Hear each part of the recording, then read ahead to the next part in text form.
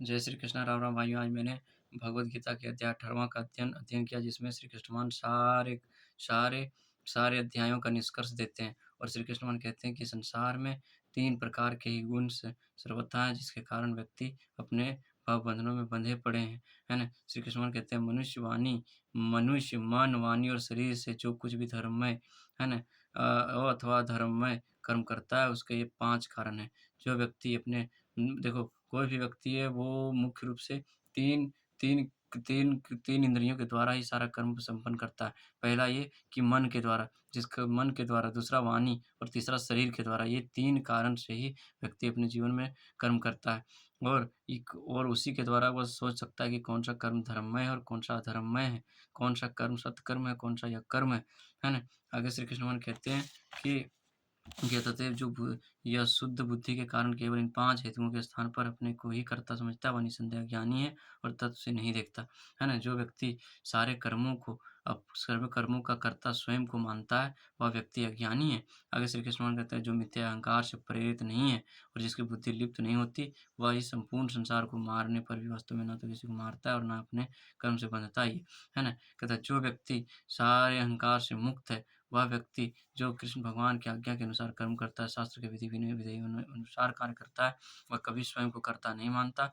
वह श्री कृष्ण भगवान की आज्ञा समझ करके उस कर्म को कर्तव्य समझ करके उस कर्म को पूरा करता है, बिना फल की इच्छा किए बिना। है ना? आगे श्री कृष्ण भगवान कहते हैं कि कृष्ण भगवान अभावित पुरुष यदि श्री भगवान अथवा परमात्मा के निर्देश के अनुसार मारने पर भी प्रवृत्त हो जाए, तब भी वह वास्तव में न तो किसी को मारता है और न ही कभी उसे ऐसे मारने से कोई बंधन होता है। जो योद्धा नायक के आदेश पालन में किसी को मारता है, उसे दोषी नहीं समझा जा सकता, परंतु यदि वह स्वेच्छा से किसी की हत्या करे, तो वह निश्चित रूप से नियम के अधीन दंडनीय होगा।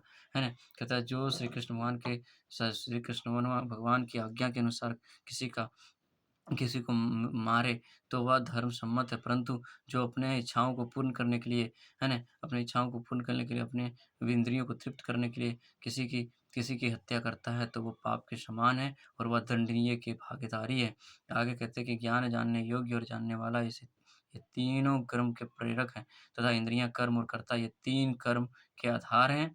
है ना? सारे कर्म 3 प्रकार से किए जाते हैं, मैं पहले बता चुका हूँ, इंद्रियों द्वारा, कर्म द्वारा और कर्ता द्वारा। है ना? ज्ञान, जानने योग्य और ज्ञाता, ये तीनों नित्य कर्म के प्रेरक हैं। है ना? कहता है, कर्मेंद्रियाँ, कर्म और कर्ता ये 3 कर्म के घटक हैं, अर्थात इन तीनों के संयोग से कोई कर्म बनता है।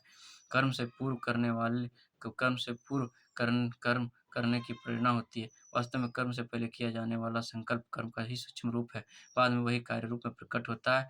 सबसे पहले मन में चिंतन, संवेदन और संकल्प उठता है। इसी को प्रेरणा कहते हैं। कर्म करने में श्रद्धा का नाम ज्ञान है। प्रेरणा शास्त्र से प्राप्त अथवा सद्गुरु से एक ही बात है। है ना? जब प्रेरणा हो और करता भी हो, तब इंद्रियों की सहायता से वास्तव में कर्म संपादित होता है। है ना?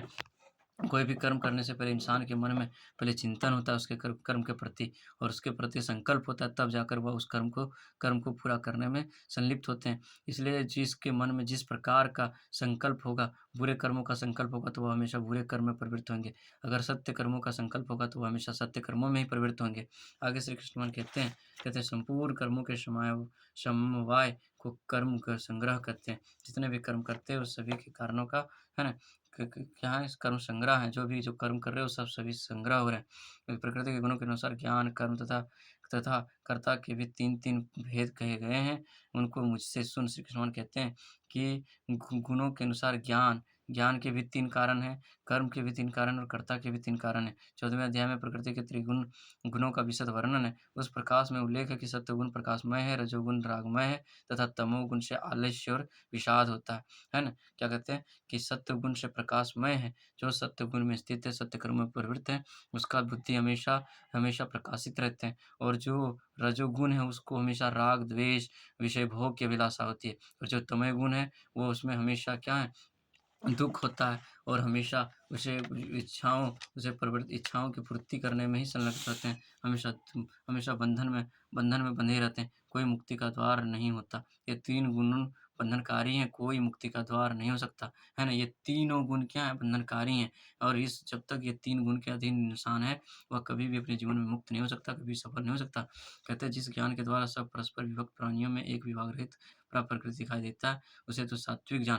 कहता है सात्विक पुरुष वो है जिस व्यक्ति को सारे 84 लाख योनियों में, सारे में श्री कृष्ण भगवान का नित्य दर्शन होता है। वह जानता है कि सारी योनियों का प्रकट उसके पूर्व कर्मों के अनुसार हुआ है ना? उसका जन्म पूर्व कर्मों के अनुसार किया गया है और सारे में श्री कृष्ण भगवान सखा भाव में सबके हृदय में विराजमान है और वह किसी भी पशु-पक्षी, है ना? मानव योनियों से द्वेष, ईर्ष्या नहीं रखता। वह सभी में समभाव रखता है, वह सभी में नित्य श्री कृष्ण भगवान का दर्शन करता है, वही व्यक्ति सात्विक पुरुष है। आगे श्री कृष्ण भगवान कहते हैं कि जिसके द्वारा मनुष्य नाना प्रकार के देहों में भिन्न-भिन्न प्रकार के जीवों को देखता है, उस ज्ञान को तू राजस जान। कहता है जो व्यक्ति सारे जीवों को अलग-अलग देखता है, जो व्यक्ति सारे जीवों को अलग-अलग समझता है, जो व्यक्ति है ना? जो व्यक्ति अलग-अलग रूपों में अलग-अलग जीवों को उसका स्वरूप मान लेता है, उसको उसी उसी रूप में उसका आत्मा समझ लेता है, उसका नाश होने पर दुःख होता है उसको, वह व्यक्ति राजस है। और आगे श्री कृष्ण कहते हैं कि जिस ज्ञान के द्वारा तत्व के बिना सदा एक ही कार्य में पूर्ण रूप से आसक्त रहता है और जो अति तुच्छ है, वह तामस कहा गया है। जो व्यक्ति ना तो कभी परमात्मा को जानने की इच्छा रखता है, ना ही ज्ञान से परिपूर्ण होना चाहता है, वह व्यक्ति क्या है? तामस व्यक्ति है। आगे श्री कृष्ण भगवान कहते हैं कि सामान्य मनुष्य का ज्ञान सदा अज्ञान अथवा अहंकार में रहता है, क्योंकि वृद्धावस्था में जीव पर जन्म से ही तमोगुण छाया रहता है। जो आचार्यों अथवा शास्त्रों की आज्ञा के अनुसार ज्ञान का विकास नहीं करता, उसका ज्ञान देह तक सीमित रहता है। वह शास्त्र विधि के अनुसार आचरण करने की चिंता नहीं करता, उसके लिए धन, ईश्वर और शरीर की आवश्यकता पूर्ति ही ज्ञान है ना? जो व्यक्ति तामस व्यक्ति है, उसको सिर्फ़ धन ही धन दिखाई पड़ता है, उसको लगता है कि धन की पूर्ति हो जाएगी तो वही उसका ज्ञान है ना? लेकिन ये सभी क्या निरर्थक है। जो कर्म शास्त्र विहीन कर्तव्य के अनुसार कर्तापन के अभिमान और राग द्वेष के बिना फल को ना चाहने वाले द्वारा किया गया वह सात्विक कहा जाता है ना? शास्त्र विहित कर्म के अनुसार जो व्यक्ति शास्त्र के विधि विधान अनुसार कर्म करता है ना? जो व्यक्ति सारे कर्मों को राग द्वेष से मुक्त होकर के करता है, जो बिना फल की इच्छा किए बिना कुछ जो कार्य करता है वह सात्विक कर्म कहलाता है ना? आगे कहते हैं श्री कृष्ण भगवान कि परंतु कहता है क्या कि आसक्ति और अभिमान से रहित राग द्वेष और इंद्रिय तृप्ति के बिना भगवान की प्रीति के लिए इस कर्म के सब धर्म का कृत माना हुआ है तो आचरण सात्विक कर्म कहलाता है ना? कहता है जो जिस कर्म को करता है वो बिना राग द्वेष के जो कर्म करता है वह सात्विक कर्म कहलाता है। परंतु जो कर्म मिथ्या अहंकारी राग द्वारा अपनी इच्छा पूर्ति के लिए अति क्लेश सहित किया जाता है वह राजस कहा जाता है ना? जो व्यक्ति अपने मिथ्या अहंकार के लिए, अपने स्वाभिमान को बढ़ाने के लिए, जो धन को संचय करने के लिए, जो अपनी इच्छाओं को पूर्ण करने के लिए कर्म किया जाता है, वह सभी क्या है? राजस है ना? जो लोगों को है ना? आगे कहते हैं कि जो कर्म भावी बंधन परिणाम हिंसा, धर्म की हानि और सामर्थ्य को भी विचारे के बिना मोह और अज्ञान से किया जाता है, वह तामस व्यक्ति है। जो व्यक्ति यह परिणाम किए बिना कर्म करता है कि यह कर्म करना यह धर्म है, इससे पाप होता है, वह व्यक्ति तामस व्यक्ति कहलाते हैं। आगे श्री कृष्ण भगवान कहते हैं कि जो सब प्रकार के सांसारिक आसक्ति और मिथ्या अहंकार से मुक्त हैं, जो धृति और दृढ़ उत्साह से युक्त हैं तथा कर्म की सिद्धि असिद्धि में उदासीन व कर्ता सात्विक हैं। कहता है जो व्यक्ति इन सांसारिक आसक्ति से, सांसारिक मोह माया से सर्वदा मुक्त है, जिस व्यक्ति के अंदर किसी प्रकार का मिथ्या अहंकार नहीं है, स्वाभिमान नहीं है, जो ना लोगों से ईर्ष्या रखता, ना द्वेष रखता है और ना ही ये सफल होने पर सुख सुख मनाता है, ना ही ये सफल होने पर सुख मनाता है और दुःख मनाता है। और जो जिसके अंदर हमेशा अपने कर्तव्य को पालन करने के लिए दृढ़ उत्साह होती है जिसके अंदर, वह व्यक्ति सात्विक व्यक्ति कहलाता है और वह व्यक्ति सारे कार्यों में एक समान दिखाई पड़ते हैं। चाहे सुख की प्राप्ति हो, चाहे दुःख की प्राप्ति हो, चाहे संसिद्धि हो, असंसिद्धि हो, है ना? ये सभी चीज़ों में वह समान दिखाई पड़ते हैं। तथा कृष्ण भावना भावित पुरुष से प्रकृति के गुणों से सदा परे रहते हैं। उसे उसे कर्तव्य कर्म से किसी फल की आशा नहीं होती, क्योंकि वह मिथ्या अहंकार और गर्व से ऊपर उठ चुका होता है। फिर भी वह कार्य पूर्ति के लिए उत्साह से युक्त है। मार्ग में आने वाले दुखों से नहीं घबराता, दृढ़ धैर्यपूर्वक सब सहन करता है। वह सदा सर्वदा उल्लसित रहता है। उसे सिद्धि असिद्धि की चिंता नहीं होती, इसलिए सुख दुःख में समभाव रखता है। ऐसा कर्ता सात्विक है। जो व्यक्ति सुख दुःख में अपने आप को समभाव रखता है, जो सारे कार्यों को कर्तव्य समझ कर दृढ़तापूर्वक करता है, धैर्य के साथ करता है, वही व्यक्ति सात्विक सात्विक पुरुष है। परंतु जो कर्म फल में आसक्त है, जो हमेशा कर्म फल की इच्छा रखता है, जो उसे भोगना चाहता है, अपने फल को भोगना चाहता है ना? जो लोभी है, जो द्वेष करने वाला है, जो दूसरों से हमेशा ईर्ष्या द्वेष रखता है ना? और हर्ष शौक से चलायमान है, जो सफलता पाने पर खुशी और असफलता पाने पर दुखी मनाता है, वह व्यक्ति है ना? राजसी व्यक्ति है। वह कितना ही धन संचय क्यों ना कर ले, परंतु वह कभी आत्मा में संतुष्ट नहीं रहता। उसे और धन संचय करने की इच्छाएँ नित्य निरंतर जागृत होती रहती है। आगे श्री कृष्ण भगवान कहते हैं कि किसी कर्म अथवा कर्मफल में आसक्ति उनका कारण स्त्री-पुरुष, घर आदि विषयों में प्रगाढ़ आसक्ति का होना है। जो व्यक्ति रिश्तेदारी, मोह-माया में बंध चुका है, जो अपने कर्म-फलों में बंध चुका है ना? जो धन की इच्छाओं में बंध चुका है, वह व्यक्ति राजस व्यक्ति है। आगे श्री कृष्ण भगवान कहते हैं कि जो नित्य शास्त्र विरुद्ध कर्म में प्रवृत्त हैं, जो विषयी हैं, हठी हैं, कपटी हैं, दूसरों का अपमान करने वाला, विषादी हैं, आलसी तथा दीर्घसूत्री हैं, वह कर्ता तामस कहा जाता है। तथा जो हमेशा शास्त्र के विरुद्ध कर्म करता है, जो भगवान की इच्छाओं के विरुद्ध कर्म करता है, जो विषयी हैं, जो विषय वासना में युक्त है, विषय भोग से युक्त है, जो हठी हैं, जो दूसरों से छल कपट करता है, जो कपटी है ना? और दूसरों का अपमान करने वाला है, जो हमेशा दूसरों का अपमान करता है और जो आलसी है, जो विषादी है, वो व्यक्ति तामस व्यक्ति उसे कभी जीवन में कभी सफलता नहीं हो सकता, है ना? क्योंकि जो दूसरों का बुरा चाहता है, उसका कभी अच्छा ही नहीं हो सकता। आगे श्री कृष्ण भगवान कहते हैं कि हे अर्जुन, तीनों गुणों के अनुसार बुद्धि और धृति के भेदों को भी पूर्ण रूप से विभाग रहित सुन, है ना? कहता है 3 गुणों के अनुसार तो मैंने बताया कि कौन-सा बुद्धि सर्वश्रेष्ठ है, परंतु धृति के अनुसार 3 गुणों को 3 भाग में विभक्त किया गया तथा जो बुद्धि प्रवृत्ति और निवृत्ति कर्तव्य और कर्तव्य भय और अभय तथा बंधन और मोक्ष को जानती है वह सात्विक सात्विक ही है ना? कहता क्या? श्री कृष्ण भगवान कहते हैं कि जो व्यक्ति है ना, जो व्यक्ति बुद्धि, प्रवृत्ति और निवृत्ति है ना, बुद्धि की प्रवृत्ति को और निवृत्ति को, कर्तव्य को और अकर्तव्य को, भय और अभय तथा बंधन और मोक्ष के बीच के बीच के अंतर को जानता है कि कौन-सा कर्म करना सत्य है, कौन-सा करना असत्य है, वह व्यक्ति सात्विक व्यक्ति कहलाता है। शास्त्र विधि के अनुसार किए जाने वाले कर्म प्रवृत्ति अर्थात कर्तव्य के अंतर्गत आते हैं। इसके विपरीत अशास्त्रीय कर्मों से निवृत्त रहना चाहिए। जो शास्त्र निर्देश को नहीं जानता, वही कर्मबल से बनता है। इस प्रकार की विवेकवती बुद्धि सात्विकी है। आगे कहते हैं कि जो बुद्धि धर्म, अधर्म और कर्तव्य में भली-भाँति भेद नहीं कर पाता, वह राजसी है। जो अंधकार और अज्ञान के वशीभूत हुई बुद्धि अधर्म को धर्म और धर्म को अधर्म समझता है, वह सदा विपरीत पथ में लगी रहती है, वह तामसी है। जो व्यक्ति धर्म को अधर्म समझता है, जो सत्य कर्म को या कर्म समझता है और उस प्रकार से वह छोड़ते जाता है, वह व्यक्ति तामसी व्यक्ति है।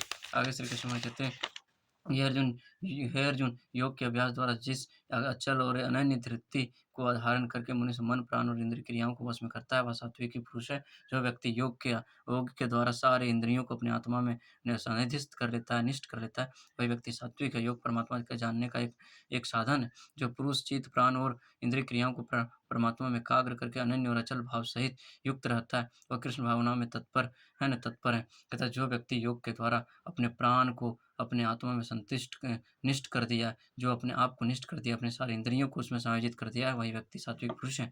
जिसके द्वारा मनुष्य धर्म, अर्थ और कामरूप फलों से आसक्त रहता है, वह धृतराजसी है। तथा जो व्यक्ति नित्य, है ना, धर्म, अर्थ, है ना, हमेशा धन के उपार्जन की कामना रखता है ना, कामरूप फलों की इच्छा रखता है, जो कर्म के फल की इच्छा रखता है, वह व्यक्ति क्या है? धनराशि है। जो मनुष्य सदा धर्म, अर्थ और कामरूप फल की इच्छा को धारण किए रहता है, वह केवल इंद्रिय तृप्ति के विलासी है तथा जिसके मन, प्राण और इंद्रियाँ इसी में लगे हुए हैं, वह राजसी धृति से युक्त हैं।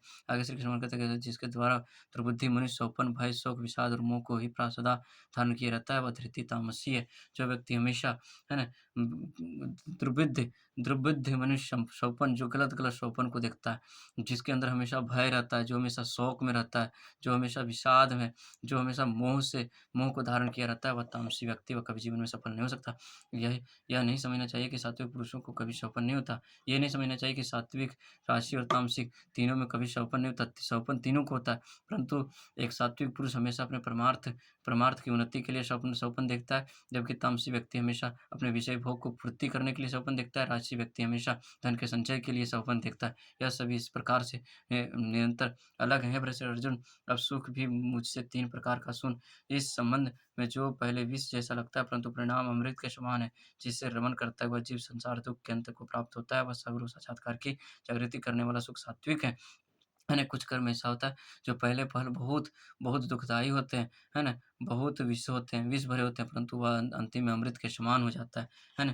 कहता है क्या भाव यह है कि बस जीव किसी न किसी प्रकार इंद्रिय तृप्ति में निरंतर संलग्न रहता है, परंतु सत्संग के द्वारा जब उसकी समझ में आता है, तो विषय सुख तो वास्तव में चर्बित को फिर चबाने के समान तुच्छ है, और जब इस ज्ञान से यथार्थ स्वरूपभूत कृष्ण भावना जागृत हो जाती है, तभी वह चबाए को बार-बार चबाने से मिलने वाले सुख को छूट जाता है ना? कहता है क्या कि जो इंद्रिय भोग में संलिप्त है, वह व्यक्ति एक ही चर्बी को बार-बार फिर-फिर चबाना पसंद करता है या तुच्छ कार्यों को करना पसंद करता है। परंतु जो कृष्ण भावना भागवत के ज्ञान से युक्त हो जाते हैं, जो गुरु आचार्यों के सत्संग से युक्त हो जाते हैं, वह इस कार्य को करना तुच्छ समझता है। आगे कहता है जो इंद्रियों और ये विषयों के संयोग से होने वाला सुख प सबसे पहले अमृत जैसा लगता है, परंतु परिणाम में विष तुल्य हो जाता है, वह राजस कहलाता है ना? जैसे विषय भोग स्त्री-पुरुष के प्रति एक युवक युवती के प्रति हमेशा मिलने वाला सुख को विषय भोग से मिलने वाले सुख पहले फल तो वह अमृत के समान लगता है, परंतु बाद में वह विष के समान हो जाता है, जब उससे उसका विछड़न हो जाता है ना? इस प्रकार से 18वाँ अध्याय में सारे अध्यायों का निष्कर्ष दिया गया है। जो 18वाँ अध्याय को अपने हृदय में हृदयंगम कर लेगा, वो अपने जीवन में अति सुखमय रहेगा है ना? सुखमय साबित होगा, वो अपने जीवन में सदा सुख रहेगा। इसलिए अपने जीवन में कर्मों को करो, परंतु सात्विक कर्मों को करो, जो भगवान के निर्देश के अनुसार कर्म निर्देश दिए जाते हैं, उसकी आज्ञा के अनुसार कर्म करो। कोई भी कर्म को अपने खुद को कर्ता मत समझो और ना ही किसी कर्म के बदले फल की इच्छा रखो, क्योंकि सारे कर्मों का फल स्वयं श्री कृष्ण भगवान प्रदान करते हैं। और कोई भी किसी से कभी भी किसी प्राणी से ईर्ष्या द्वेष ना रखो, सभी प्राणियों में समभाव रखो, किसी को ऊँच-नीच ना समझो, ना ही अपनी स्वाभिमान में युक्त हो जाओ, ना ही अपने अंदर मिथ्या अहंकार रखो, क्योंकि मिथ्या अहंकार से आपकी बुद्धि नष्ट हो जाती है और बुद्धि नष्ट होने पर हमेशा दुःख की प्राप्ति होती है। इसलिए अपने जीवन को सार्थक बनाने के लिए हमेशा सात्विक कर्मों में संलिप्त रहें और हमेशा श्री कृष्ण भगवान का नित्य स्मरण करें, अपने हृदय में प्राणनिष्ठ हो जाएँ, अपने हृदय में श्री कृष्ण भगवान को नित्य स्मरण करें। हमेशा उसी में संलिप्त रहें। जय श्री कृष्ण, जय श्री राम। आपका दिन शुभ हो, मंगलमय हो। जय श्री कृष्ण, जय श्री राम, जय बजरंगबली।